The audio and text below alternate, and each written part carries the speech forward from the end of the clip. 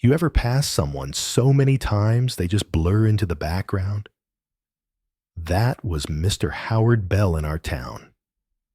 A skinny, stiff-looking man in his late 80s, always wearing the same navy windbreaker, khakis, and solemn eyes that seemed fixed on something far away. He lived at the corner house with the faded white fence and the patchy lawn. Nothing remarkable, except for one thing: the flag. Every single morning, rain, snow, or blazing summer heat, Mr. Bell came out of his garage at exactly 6:45 a.m. He'd unfold the American flag from a clean white cloth, attach it to a squeaky metal pole in his front yard, and raise it slowly, like it meant something, like he was saluting ghosts. Most folks ignored him. A few mocked him. But all of us remembered the day that changed. I live 2 houses down. My name's Travis, and I've been in this neighborhood since my wife and I bought our place after she got pregnant with our daughter. I'd see Mr. Bell out there every morning when I left for work.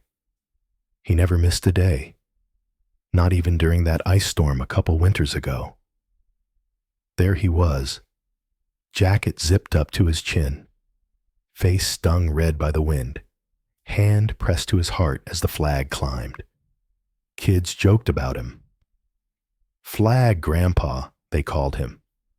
Some of the teens on bikes laughed and threw things toward the pole. One even shouted, "Hey, Cap, you forget the war is over." I once scolded them.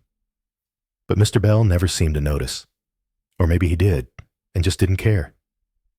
One day, I asked my daughter, who was 9 at the time, what she thought of him. She shrugged. "He's just that old guy who salutes the flag." But I wondered, why every single morning? Why like that? Then came Thursday in early October. Leaves were turning, school buses were running late, and the air had that sharp crispness that meant fall had truly arrived. That morning, the street was lined with neighbors, silent, heads lowered. We were told a military funeral procession would pass by. The young man, Sergeant Daniel Boone, had been killed in Afghanistan. 28 years old, grew up just a few blocks over. I was standing by the sidewalk with my daughter when we noticed something unusual. Mr. Bell wasn't in his yard. People murmured, "Where's the old man with the flag?" Then we saw him, halfway down the street, standing directly in the middle of the road, not near his flagpole. Just him, ramrod straight, no cap, windbreaker zipped up tight, holding a folded American flag against his chest, like it was a newborn child. The rumble of motorcycles grew louder, the Patriot Guard riders escorting the hearse. Behind them, a long line of cars. Family. Friends. Marines. The entire block fell into reverent silence. Mr. Bell didn't flinch, didn't blink, didn't move a muscle as the hearse crawled by. Only after the last car passed did he slowly raise one hand to his temple in a long, deliberate salute. He held it there for a full minute before turning and walking back to his yard. Nobody said a word, not even the kids. The next day, everything changed. Mrs. Dunning, the war widow across the street, shared what she knew. Turns out, Mr. Bell had served in the Marines during World War II. He wasn't just any Marine. He had been part of the honor guard on Iwo Jima. No, not in the famous flag-raising photo, but just yards away from it, part of the second wave of men who held the line as others raised the flag. He had watched friends bleed out on volcanic sand, heard the screams of dying men in his sleep for decades, and never once talked about it, except maybe through that morning ritual with the flag. He came home from the war and never married, no kids, got a job at the post office and worked there for 40 years. People forgot. Time moved on. But he didn't. For Mr. Bell, raising the flag wasn't about patriotism in the broad sense. It was about memory. It was for the names carved into granite. It was for the brothers he couldn't save. And that made every morning a battlefield of its own. After that, people started noticing. Not just me, everyone. The boys who once mocked him, they now waited quietly at the edge of his lawn. A few even asked if they could help raise the flag. At first, he waved them off.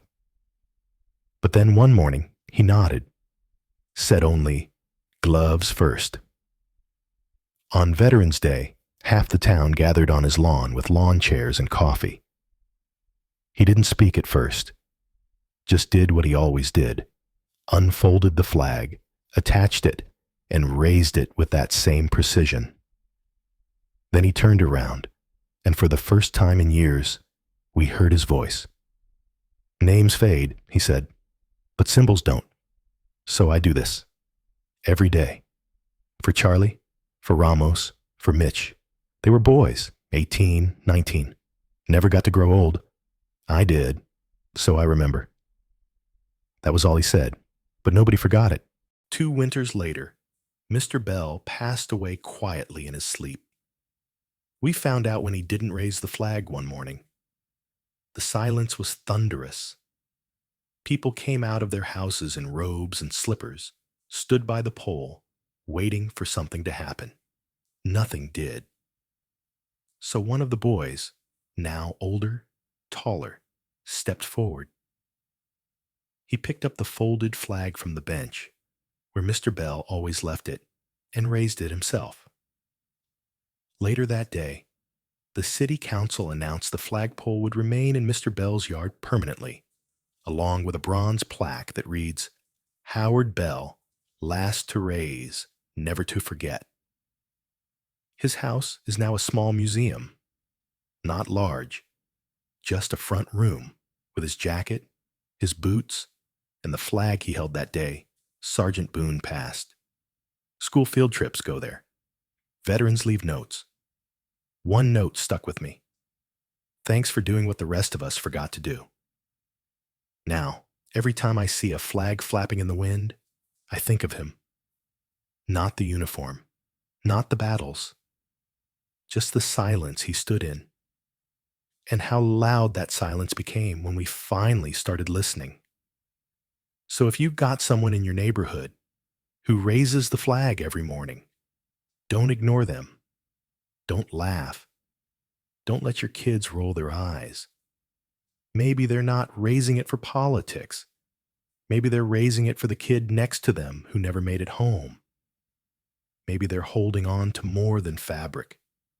Maybe, just maybe, they're the last one left remembering what the rest of us forgot. If you believe that, share this story. Leave a comment of respect. And subscribe to Steel Heart Stories, where quiet honor still matters. Because some heroes don't need to speak. The flag does it for them.